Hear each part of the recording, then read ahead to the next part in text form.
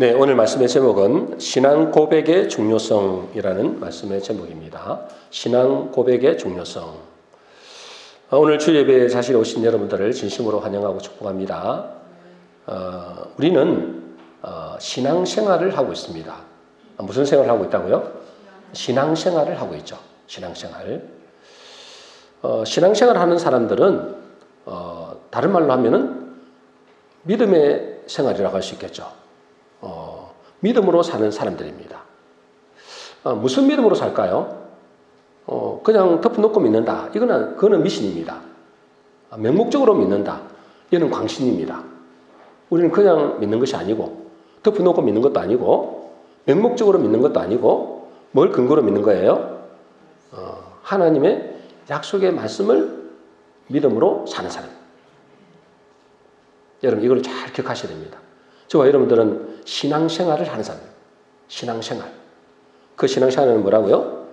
그냥 믿는 것이 아니고 하나님의 복음을 믿는 것입니다. 그런데 많은 교인들이 신앙생활을 한다고 하면서도 실제로는 현실을 따라 살아갑니다. 현실을 믿고 사는 거예요. 이게 문제입니다.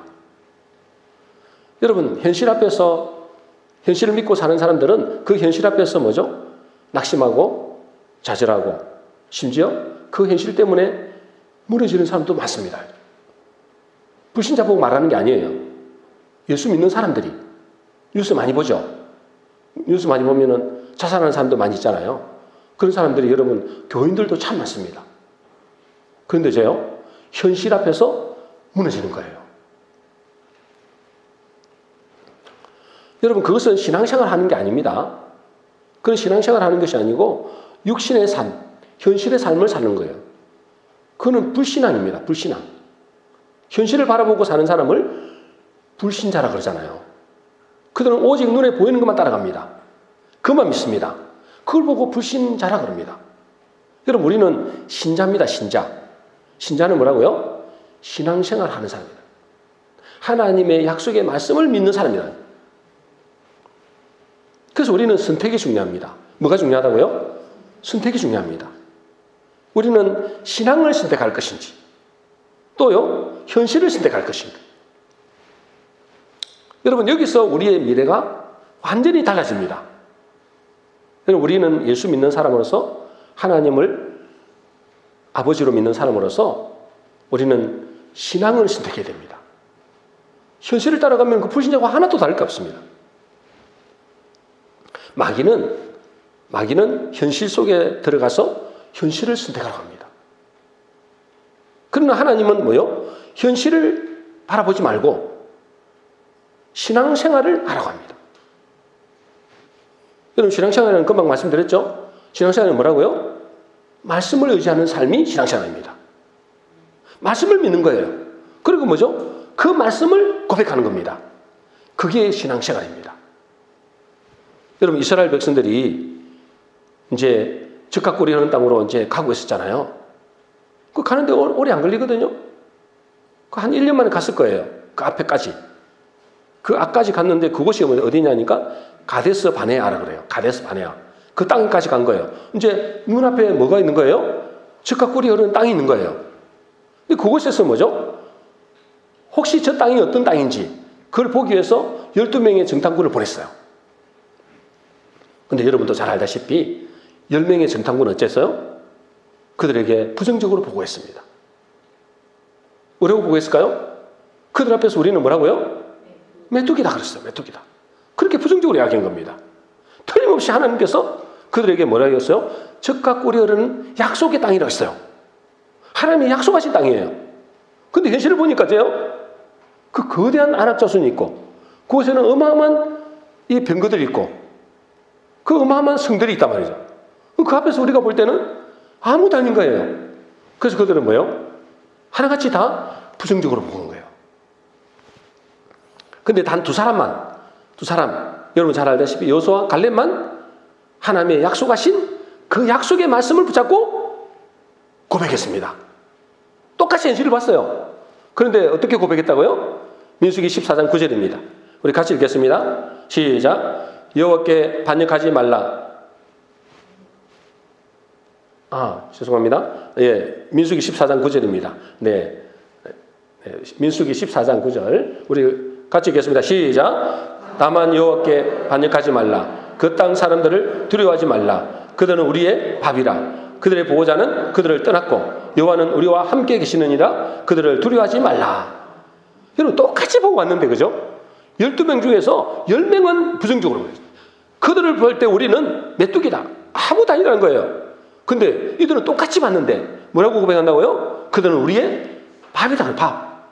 우리 밥이라는 거예요. 그러면서 뭐죠? 그들의 보호자는 그들에서 떠났고 여호와는 우리와 함께 하신다. 그러므로 그들을 두려워하지 말라 그래요. 우리는 얼마든지 들어갈 수 있다는 거예요. 여러분 12명 중에서 거의 90%가 다 뭐죠? 부정적으로 해요. 그들은 뭐냐면 현실을 바라본 거예요. 여러분 우리는 신앙인입니다. 신앙인은 뭘 바라봐야 한다고요? 하나님의 약속의 말씀을 바라보는 겁니다. 그래서 뭐죠? 그들은 우리의 밥이라고 이렇게 고백하는 것입니다.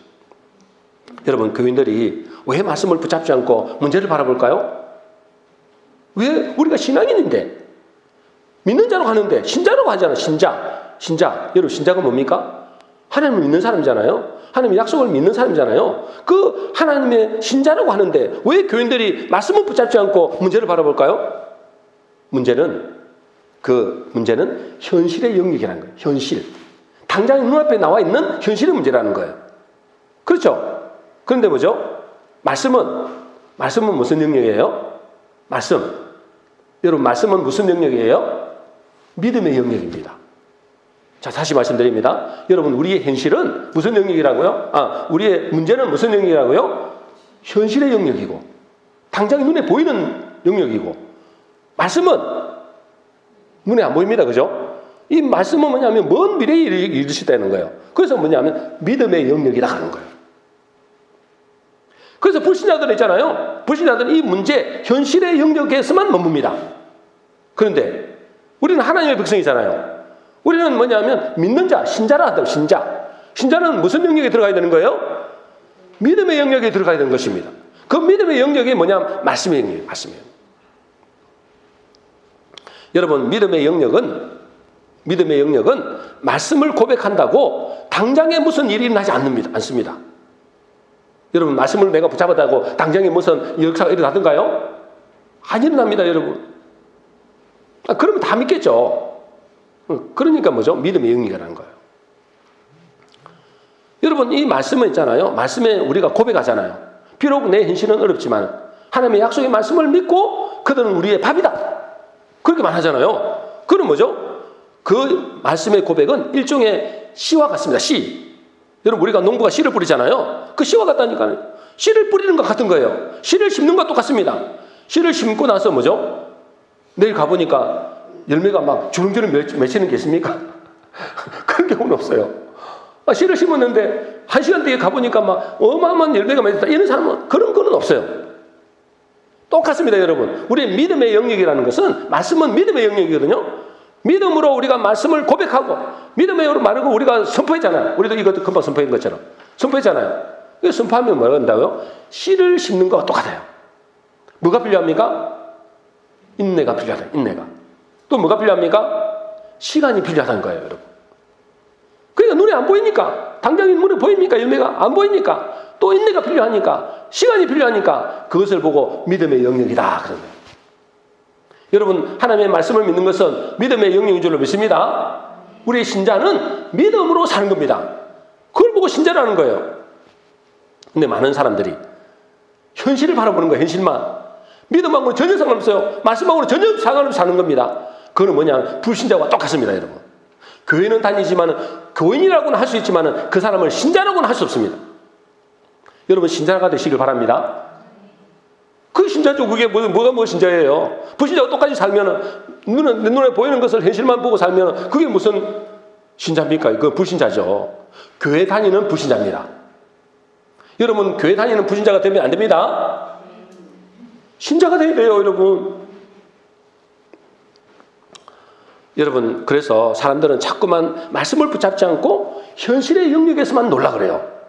현실의 영역에서만 머물러 가는 겁니다. 당연 눈에 보이는 거니까. 그건 불신자와 똑같죠. 그러나 그 방해물들, 이 마귀가 있잖아요. 어떻게든지 씨를 심어 놓으면은 해충들이 막 와갖고 막 어떻게든지 이 열매를 맺는 걸 방해하잖아요. 그죠? 그래서 우리가 농약도 치고 그름도 메고 막 이렇게 한단 말이에요. 풀도 뽑아주고. 그죠? 마찬가지입니다, 여러분. 우리가 하나님의 말씀을 믿고 그 말씀을 입으로 고백했더니 당장 열매가 맺는 게 아니단 말이에요. 그곳에서 또 여러 가지로 방해를 합니다. 누가요? 마귀 귀신들이. 이 세상은 딱 나오세요, 여러분. 여러분 믿음을 무너뜨리려고, 여러분 열매 맺지 못하도록 이 마귀가 여러분들을 문어사자같이 여러분 삼키려고 한다니까. 그거를 이겨내는 사람, 그것을 말씀과 기도로 이겨낼 때가 되면 열매를 맺을 줄로 믿습니다. 그래서 잠언 18장 20절 21절 오늘 본문 말씀이잖아요. 자, 잠언 18장 20절 오늘 본문 말씀은 다시 한번 읽어보겠습니다. 잠언 18장 20절 21절. 자, 같이 읽겠습니다. 시작. 사람은 입에서 나오는 열매로 말미암아 배부르게 되나니 곧 그의 입술에서 나는 것으로 말미암아 만족하게 되느니라. 죽고 사는 것이 혀의 힘에 달려나니 혀를 세게 좋아하는 자는 혀의 열매를 먹으리라. 여러분 보세요. 우리가 12명 정탐꾼 중에서 2명이 신앙의 고백을 했습니다. 하나님의 약속의 말씀을 붙잡고 고백했다는 거예요.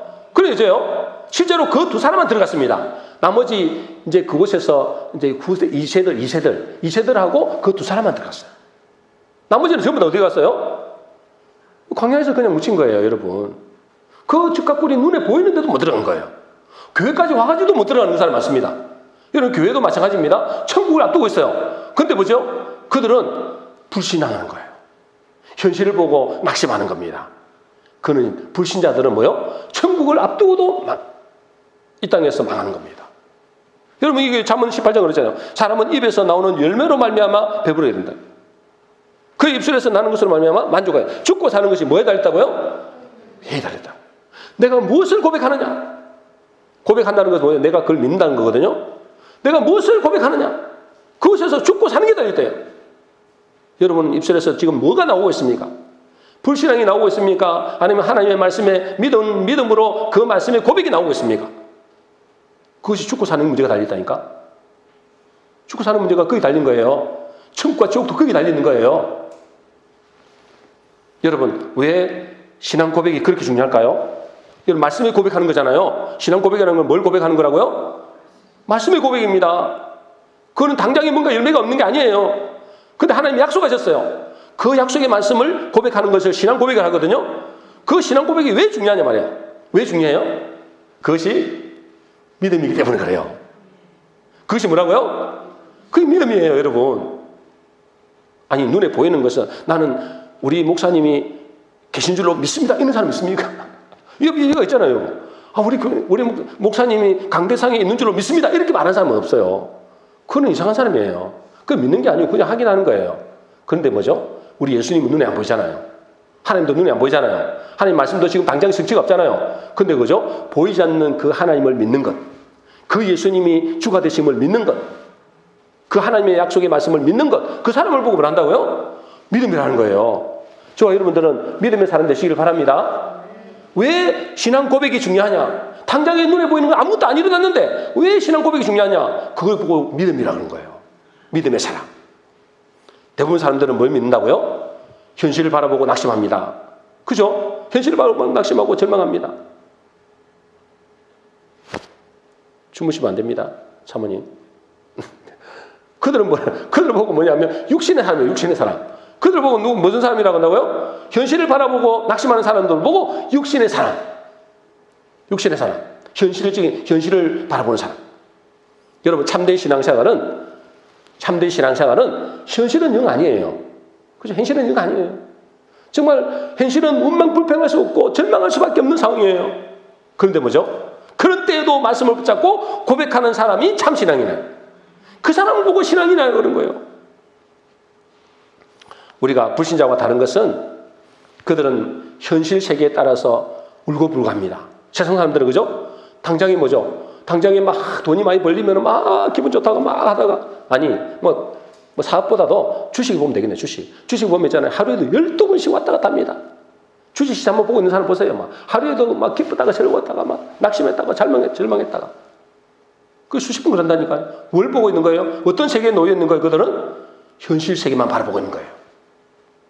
그걸 보고 불신자를 합니다. 불신자들은 눈에 보이는 현실 세계만 바라보고 그냥 희노애락이 그때서 왔다 갔다 하는 거예요. 하루에도 12번씩.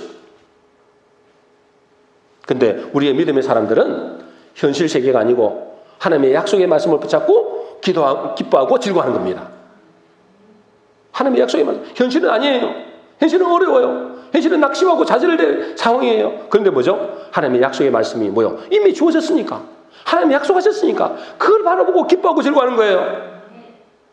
여러분, 예를 들어서 여러분 어떤 사람이 수억 원의 빚을 졌어요. 빚을 막 수억 원을 졌어요. 여러분들은 뭐 돈이 많으니까 충분히 갚을 수 있겠지만 저 같은 경우는 수억 원의 빚은 감당이 안 될 거예요. 그죠? 그런데 그 빚을 졌는데 어떤 삼성의 이재용 회장이 그 딱한 사정을 듣고 자기가 그 빚을 갚아주겠다. 약속을 했어요. 예를 들자면 약속을 했어요. 그러면 그 사람은 그때부터 어떻게 될까요? 약속했어. 이재용 회장이 이제 당신의 빚은 내가 갚아주겠습니다. 그럼 어떻게 될까요? 그 사람은 막 머리 싸매고 고민하고 있을까요?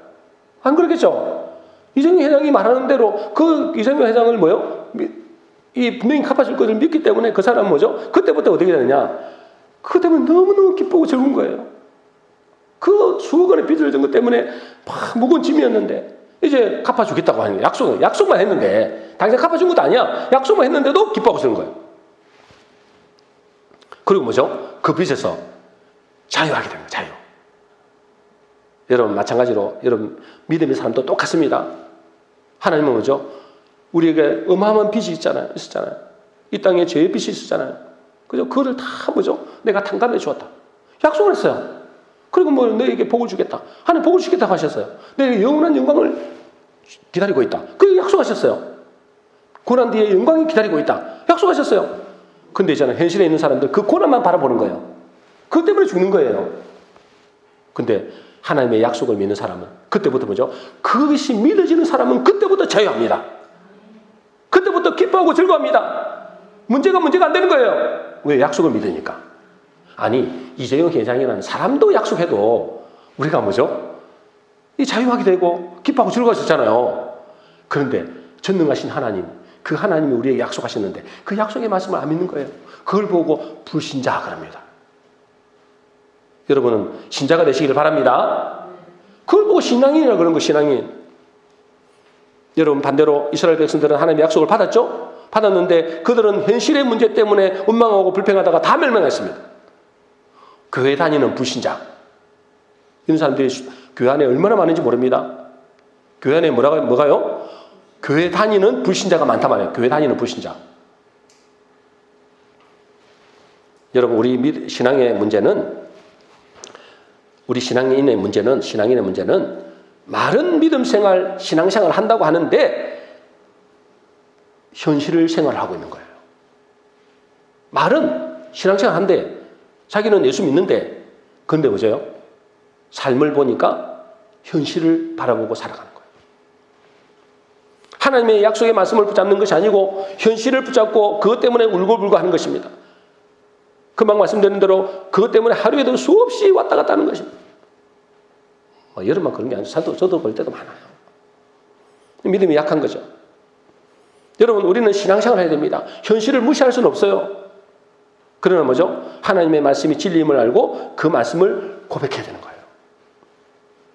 지난주에 제가 이 유튜브에 보니까 그 진약사라는 그분의 사모님이거든요.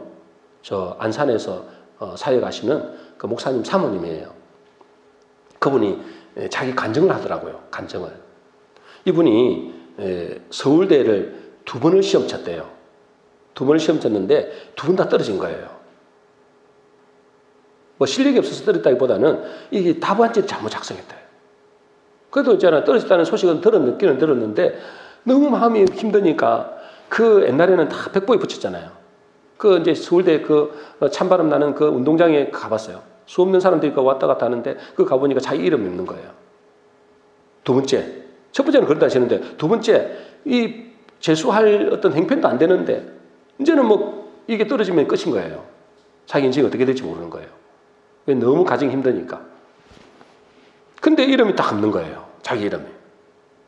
그 자기가 이름이 없는 걸 보고 그 찬바람 그때 얼마나 춥습니까? 그죠? 근데 마음이 더 춥겠죠? 그러니까 그 이름, 자기 이름이 없는 것을 확인하고 오는데 돌아서고 내려오는데 인생이 완전히 절망이 절망. 앞으로 자기 인생은 어떻게 되겠는가?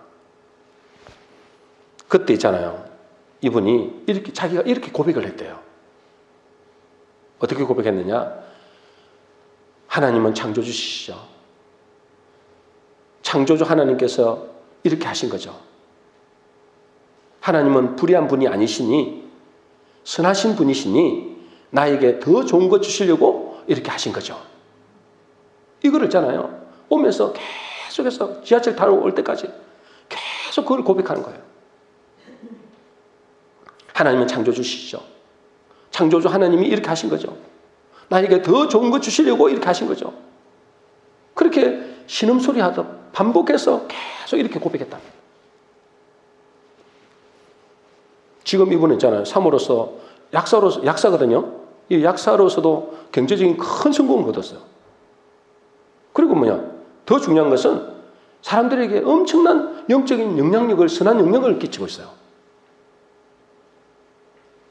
한마디로 말해서 인생 대역전이 난 거예요. 그분이 말하기를 그때 그런 절망적인 상황 속에서 바른 신앙 고백을 했더니 지금의 자기를 만들었다는 거예요. 그때 그 신앙 고백이 자기를 만들었다는 거예요.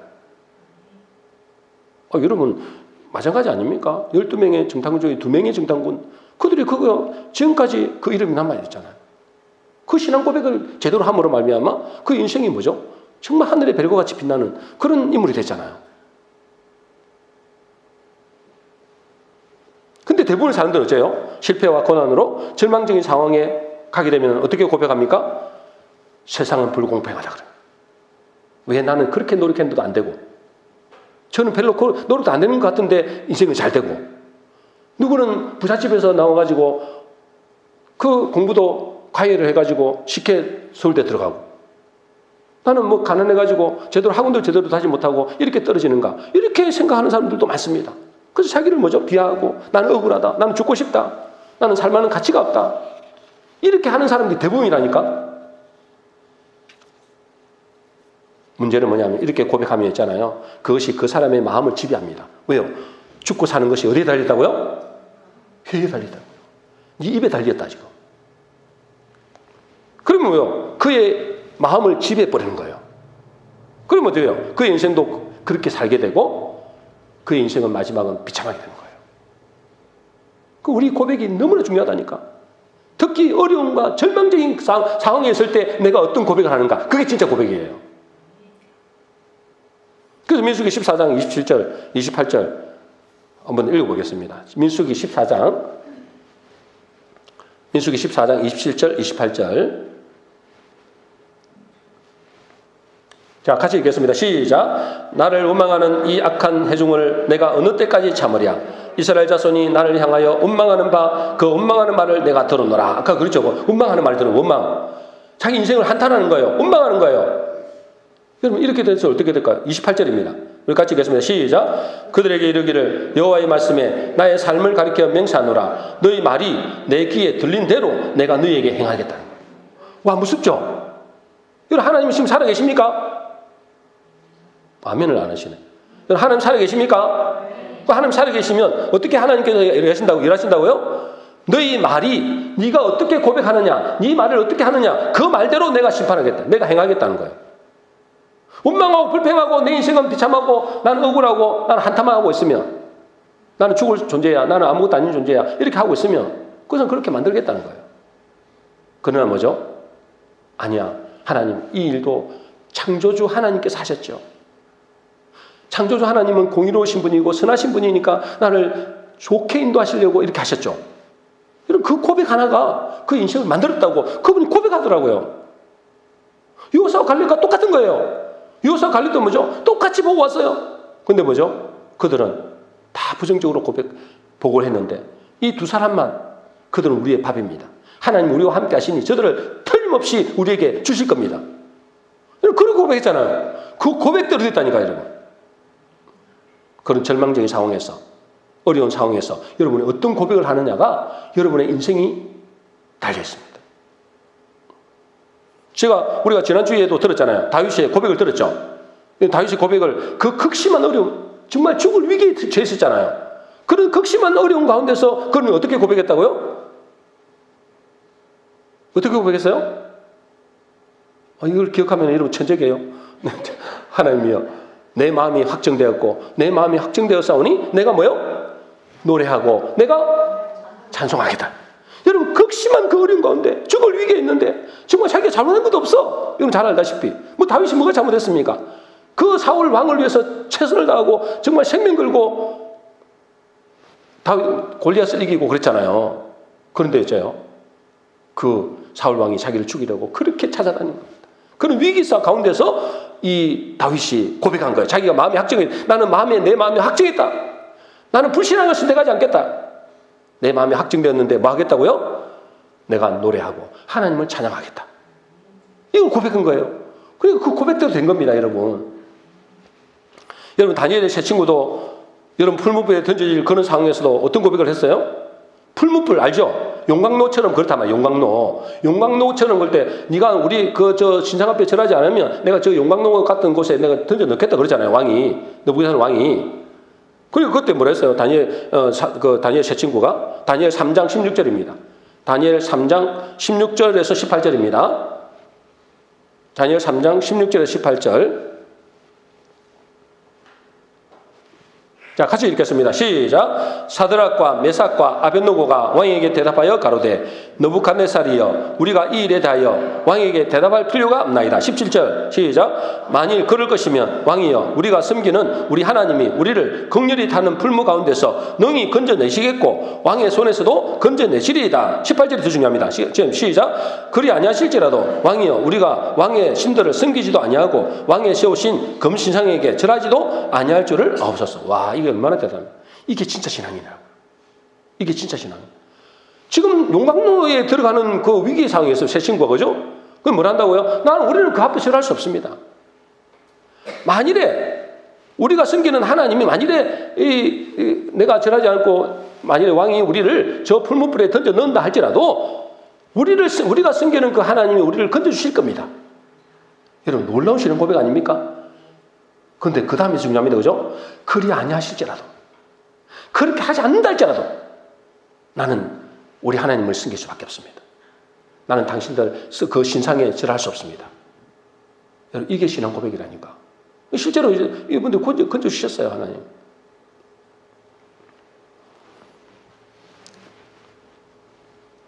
시간이 자꾸 가서 반대로 있잖아요. 시간이 가서 생략하고 반대로 불신앙을 가진 사람들 뭐죠? 현실만 바라보는 사람이에요. 현실만. 여러분, 현실을 무시할 수는 없지만 그 현실만 바라보는 사람, 그게 불신자라는 거예요. 불신자. 그 현실을 바라보는 사람들, 불신앙을 가진 사람들은 이렇게 고백합니다. 민수기 14장 1절에서 4절까지 보겠습니다. 자, 민수기 14장 1절에서 4절 우리 같이 읽겠습니다. 시작. 온 회중이 소리를 높여 부르짖으며 백성이 밤새도록 통곡하였더라. 2절. 이스라엘 자손이 다 모세와 아론을 원망하여 온 회중이 그들에게 이르되 우리가 애굽 땅에서 죽었거나 그 광야에서 죽었으면 좋았을 것을. 3절. 어찌하여 여호와가 우리를 그 땅으로 인도하여 칼에 쓰러지게 하려 하는고 우리 서자가 사로잡히리니 애굽으로 돌아가는 것이 낫지 아니하리야. 4절. 이에 서로 말하되 우리가 한 지휘관을 세우고 애굽으로 돌아가자 하며. 와, 이렇게 고백합니다. 이 불신앙을 가진 사람들은 어떻게 한다고요? 밤새도록 통곡합니다. 현실 앞에서. 그 문제 앞에서 내 신세에 한탄하고 있는 거예요. 밤새도록 통곡하는 거예요. 또 뭘 한다고요? 원망하여. 하나님을 원망하는 거예요. 원망. 그 차라리 강내에서 죽었으면 좋겠다는 거예요. 그러면 뭐라 한다고요? 우리가 새로운 지휘관을 세우고 애굽으로 돌아가자. 세상으로 다시 돌아가 버리자. 이제 교회 같은 거 다니지 말고 이제 세상으로 돌아가 버리자. 하나님도 안 계신 것 같다고 돌아가 버리자. 그런 거예요. 이게 불신자들, 불신앙의 사람들의 모습입니다. 여러분 어떻습니까? 여러분은 진짜 신자입니까? 어떤 환경 가운데든지 이 다니엘의 세 친구처럼 고백할 수 있습니까? 다윗같이 그런 고백할 수 있습니까? 그 사람이 신자라니까. 심지어 말라기 2장 10절에 보면 이렇게 되어 있거든요. 시간이 없으니 제가 말씀드릴게요. 정의의 하나님이 어디 계시냐 그래요. 공의로운 하나님이라며. 근데 이 땅을 보니까 공의가 없어. 악한 자들이 다 지배하고 막 악한 자들이 다 잘 되고 막 이래. 공의 하나님 어디 계시냐? 그러는 거예요. 지금 불신자들이 그렇게 한다니. 불신자가 아니야. 교회 다니는 사람들이 이렇게 하는 거예요. 여러분, 이런 사람들은 다 하나같이 다 멸망했습니다. 여러분 잘 알다시피. 하나같이 다 멸망했습니다. 지금도 이렇게 말하는 사람이 많습니다. 신자들도 이렇게 말하는 사람이 많습니다. 하나님 어디 계시냐? 하나님 공의로우신 하나님이라며. 하나님은 정의로운 하나님이라며. 근데 하나님 어디 계셔? 이렇게 말하는 사람들이 수없이 많습니다. 말은 안 해서 그렇지. 그래서 우리가 신앙인, 믿음의 사람이라면 올바른 신앙 고백을 해야 될 줄로 믿습니다. 그래서 현실만 바라보는 것이 아니라 하나님의 약속의 말씀을 붙잡고 고백해야 되는 거예요. 여러분, 현실은 잠시 지나가는 겁니다. 그런데 하나님의 말씀은 영영이 있으리랬어요. 그것만이 진리입니다, 여러분. 그것만이 진리예요. 진리는 변하지 않는 겁니다. 그것만 진리예요. 그래서 잠시 지나가는 것, 이따가도 없어지는 것, 그걸 붙잡고 통곡하고 낙심하고 좌절하고 절망하는 것이 아니라 우리의 믿음의 사람들은, 신앙인은 변치 않는 하나님의 약속의 말씀을 붙잡고 기뻐하고 즐거워할 수 있어야 됩니다. 뭐 즐거워함까지는 몰라도 우리가 뭐죠? 입술로 올바른 신앙 고백을 해야 돼요. 그것을 보고 하나님이 신자라 그러고 믿음의 사람이라고, 네 믿음이 너를 구원했다 그러는 거예요. 그 중에서 가장 중요한 고백이 마태복음 16장 16절 고백은, 마태복음 16장 16절 우리 한번 찾아보겠습니다. 마태복음 16장 16절, 마태복음 16장 16절, 우리 잘 아는 말씀이죠. 우리 같이 읽겠습니다. 시작. 시몬 베드로가 대답하여 이르되 주는 그리스도시요 살아계신 하나님의 아들이시니라. 이건 어마어마하게 중요한 여러분 잘 아는 말씀이잖아요, 그죠? 사람들이 나를 누구라 하느냐? 뭐 이런저런 이야기 하죠. 사람들은 뭐 이렇게 합니다. 근데 뭐죠? 시몬 베드로 이렇게 주는 그리스도시요 살아계신 하나님의 아들이십니다. 주는 그리스도시요. 이 말은 뭐예요? 당신이 나의 진정한 주인이다 이 말이에요. 당신이 나의 유일한 하나님이시다. 당신이 나의 왕이시다. 이거 고백하는 거예요. 절대 주권자. 우리의 절대 주권자. 당신이 모든 이 우주 만물을 다스리고 계시는 절대 주권자입니다. 여러분, 우리는 어떤 환경에서도 이 예수님이 그리스도시요 하나님의 아들이심을 고백해야 됩니다. 다시 말해서 뭐죠? 어떤 어려움과 문제 가운데서, 고난 가운데서도 주는 그리스도시요 살아계신 하나님의 아들이십니다. 당신은 나의 주인이십니다. 이렇게 고백을 해야 된다는 거예요. 이렇게 고백할 수 있어야 돼요. 제가 지난번에도 몇 분이나 말씀드렸잖아요. 제가 아는 목사님이에요. 이 목사님 사모님이 중풍으로 2번 쓰러졌어요. 제가 잘 안다니까요. 이 2번 쓰러졌어요. 그러면서 2년 동안 내사상 들었어요. 내사상 때. 내사상 알죠? 정신은 있어. 정신은. 그런 목소리 다 알아들어. 눈도 봐. 근데 뭐죠? 말을 못하고 몸을 못 움직이는 거예요. 그걸 2년 동안 있었다니까. 그래서 이제 서울대에서 사형선고를 내리고 경희어려원에서 사형선고를 내렸어요. 근데 사진은 못 쓰잖아요. 사진을 못 썼는데 정신은 멀쩡한 거예요. 그래서 목사님만 보면은 눈물을 흘리는 거예요. 그래서 이 목사님이 이제 목회를, 이제 아내가 그러니까, 사모님이 그러니까 목회를 그만두고 아이들은 해외로 유학 보내버리고 아내도 요양원에 보내기로 결정하고 주일 마치고 월요일날 이제 되면은 가족들이 다 헤어지기로 한 거예요. 근데 사모님이 정신이 멀쩡하니까 이제 예배를 드렸잖아요. 이제 마지막 예배인 거야, 마지막 예배. 주일날 마지막 예배를 드리는 거예요. 그래서 이제 사모님이 정신이 멀쩡하니까 하모님 어떤 마음이 들었냐면 마태복음 16장 16절을 고백해야 되겠다. 이 마음이 드는 거예요. 그냥 옛날에 알았던 그 지식이나 관념 말고 그냥 막 입으로 말하는 그런 말고 진짜 제대로 고백을 해봐야 되겠다. 정신이 왜 있습니까? 그래서 이 마태복음 16장 16절을 그 사모님 표현으로, 목사님 그러시더라고요. 그 사모님 표현으로 뭐냐면 아기 낳는 심정으로 5시간을 고백했대요. 마지막이니까. 이제 자기도 요양원으로 가야 되고 아이들은 다 흩어지고 목사님 목회도 못하고 이렇게 이제 마지막이니까 아기 낳는 심정으로 5시간을 고백했대요. 그리고 어떻게 됐을까요? 놀라운 기적이, 뭐 이 이야기 다 할 수 없으니까 놀라운 기적이 일어난 거예요. 여러분, 그분이 정상으로 회복돼갖고 목사님보다 더 건강하다고 목사님 입으로 그러더라고요. 그러면 어떤 사람은 나도 그렇게 고백하면 문제가 해결되고 기적이 일어나는가? 어떻게 됩니까? 여러분, 그렇게 고백하면 기적이 일어날까요? 안 일어날까요? 기적이 일어날 줄은 믿습니다. 일어나겠죠. 근데 뭐죠? 중요한 것은 그 사람이 진짜 믿느냐 이거죠. 입술만 이렇게 뭐 앵무새처럼 이렇게 털어난 뭐 노공기처럼 털어난다고 그 사람이 기적이 일어나겠어요? 이 사람은 이제 마지막인 거예요. 절망적인 상황. 그 세게 나는 심정으로 5시간을 고백했어요. 여러분, 다시 고백이 쉽습니까, 여러분? 그 믿음을 하나님 보신 거예요, 여러분. 진짜 신앙생활을 고백하는 것인지 아니면 입으로만 하는 고백인지를 보는 겁니다. 아이고, 나 해봤는데 안 되던데.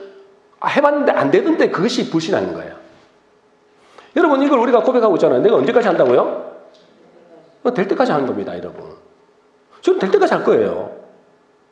여러분, 그분도 뭐냐면, 그분도 뭐죠? 이거 뭐 고쳐주겠죠? 이런 대화 한 거 아니에요. 믿음으로 고백한 거예요, 그냥. 뭐 살리달라 이런 게 아니에요.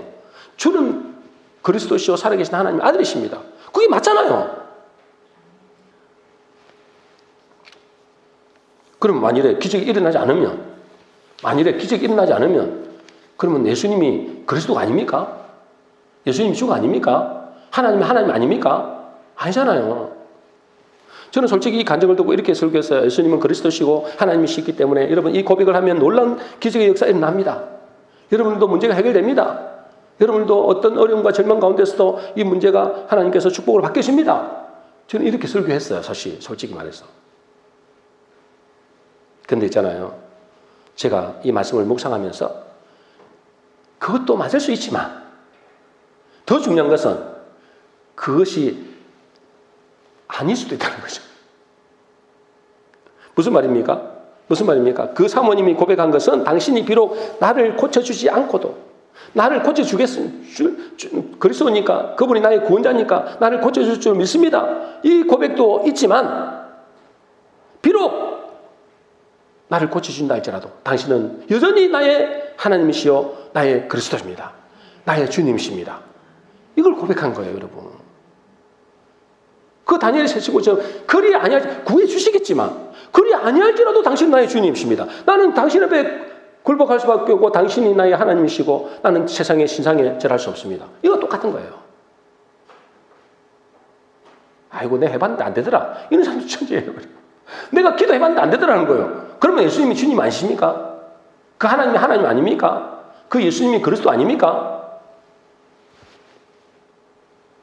그래서 여러분, 우리는 된 고침을 받아도, 된 고침을 받지 못해도, 문제가 해결되지 않아도 이 고백을 해야 되는 거예요. 그것이 올바른 신앙 고백입니다. 그 사람이 복이 있는 사람이에요. 그래서 베드로가 그 고백을 한다고 네가 복이 있도다 그랬잖아요. 내가 문제가 해결되니까 주님이 주님이시고 그분이 그리스도고 문제가 해결 안 되면 그럼 주님이 주님 아닙니까? 그게 아니다 말이에요. 어떤 상황 속에도 당신은 나의 주님이십니다. 나의 하나님이십니다. 나의 왕이십니다. 이걸 고백하는 거예요. 그것이 뭐죠? 올바른 신앙 고백이라. 그래서 우리가 깊은 공경에 빠졌을 때 우리의 고백이 중요합니다. 나는 어떤 경우에도 하나님 말씀을 의지하겠습니다. 나는 어떤 결과가 나오더라도 하나님께 감사하며 찬양하겠습니다. 이것이 참된 신앙 고백이고 그 사람이 신앙인입니다. 우리 모든 성도님들은 남은 인생 올바른 신앙 고백을 하심으로 참된 신앙인으로 하나님께 인정받고 입술로 열매를 맺는 복된 성도 되시기를 주의 이름으로 축원합니다.